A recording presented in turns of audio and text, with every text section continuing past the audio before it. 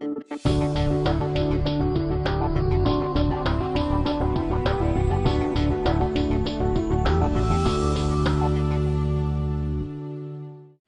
this is Carissa O'Brien, and I'm here with Rick Kendrick with Rapid Deployment Products and Kendrick EMS, and he's going to give us a quick demo of the K.O.D.E. You would normally use proper EMS protocols and procedures of stabilization and holding your patient and taking BP, doing all your ABCs before you get to this procedure. We're going to assume that this is all being done and has been done, and now we're going to move on to actually packaging Julie and showing you some of the steps. Okay? Okay? Are you ready? Ready. Put color on her.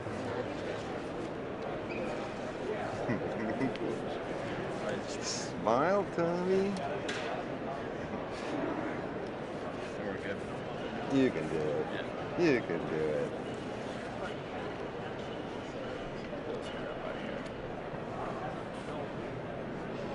Oh, just stick the hair in it. Mm-hmm. We're good. How much sound does this thing pick up? Breathe still? Mm-hmm. Swallow? Yes, go, Good? go, go. Good? Good? Mm-hmm. Okay.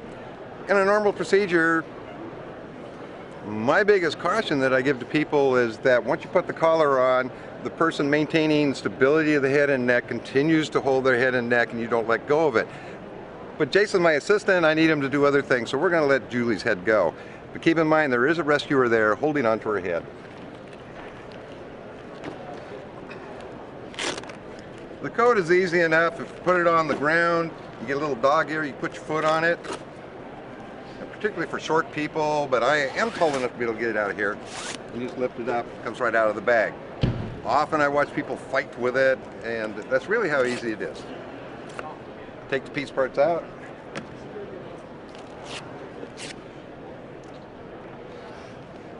We're ready to pass it behind the patient. We're assuming that she was driving the vehicle. Okay, about a 45-degree angle, and what it is, you're pressing down on the structure to pass it in behind her back. You reach in and make sure that it doesn't catch up on her belt. Extract her wallet, check for ID, and then you upright it once you're through the door. You want a strap? Take that one out. Take the leg straps out, just put them out of the way.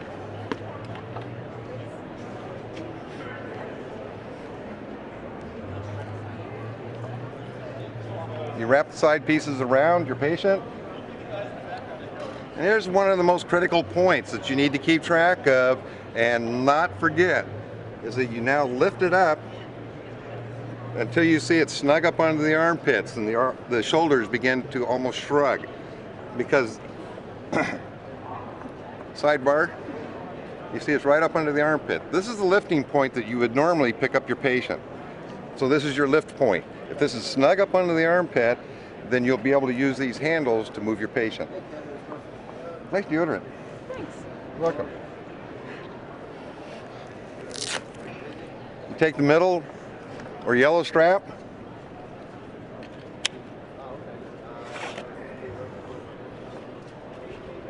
One of the more important things to keep in mind is that if you feed this strap and pull, you take the tension off. It's really easy. If you just pull this, you can drag her all the way out of the car before you cinch anything up. Feed it towards the buckle and cinch. It'll tighten right up. You just put it up into snug.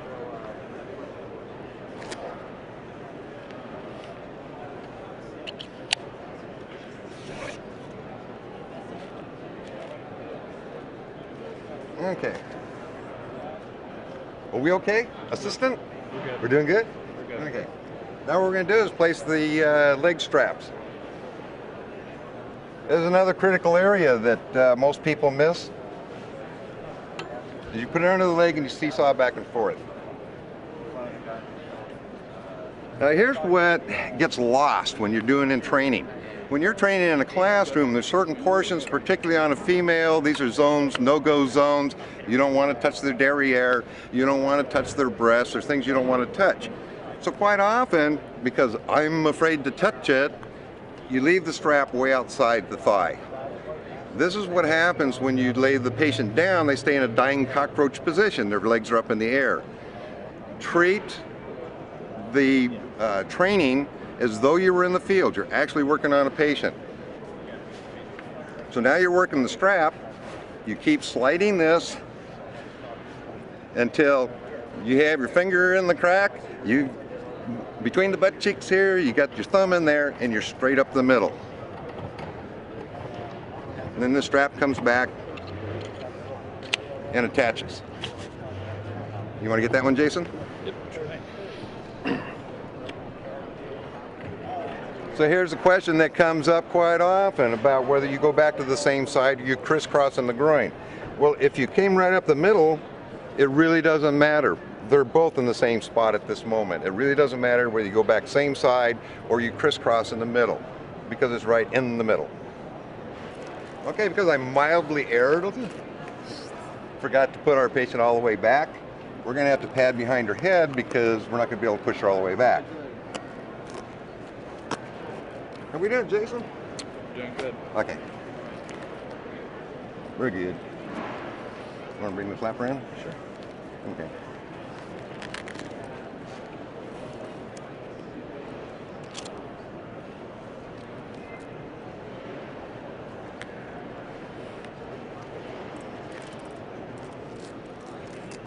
Okay.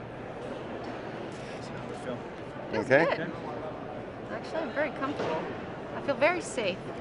Now, if you're using a secure collar and it is on years and years ago, and I'll still call this a chin strap.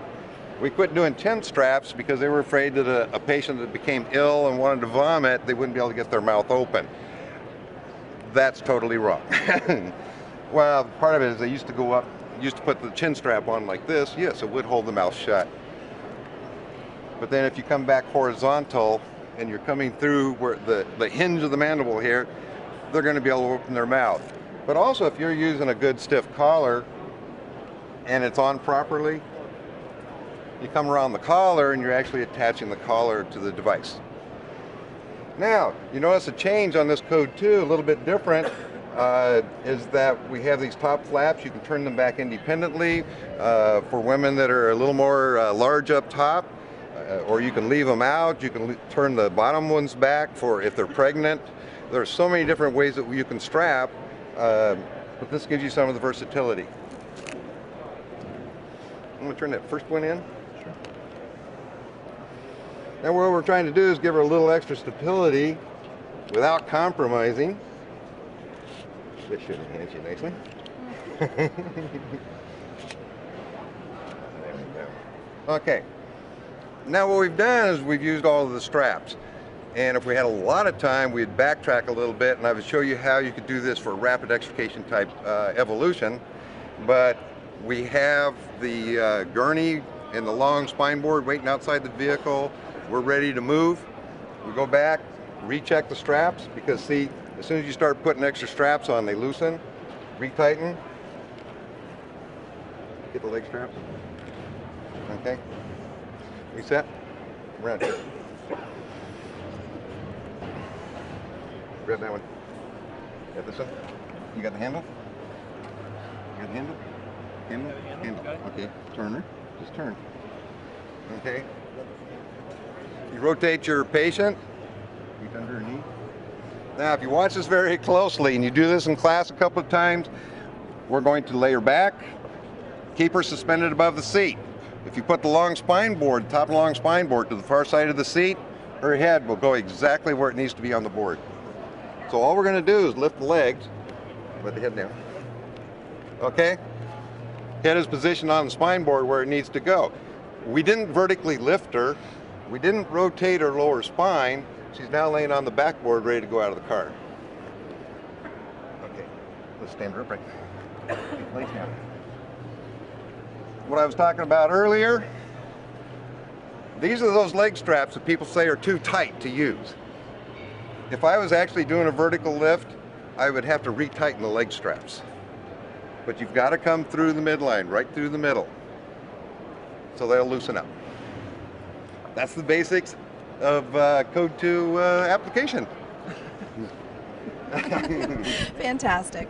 Well, again, we have been today with Rick Kendrick from Kendrick EMS and Rapid Deployment Products. We've seen the latest innovation in spinal immobilization with the K.O.D.E. And for more information, you can go to www.rapiddeploymentproducts.com.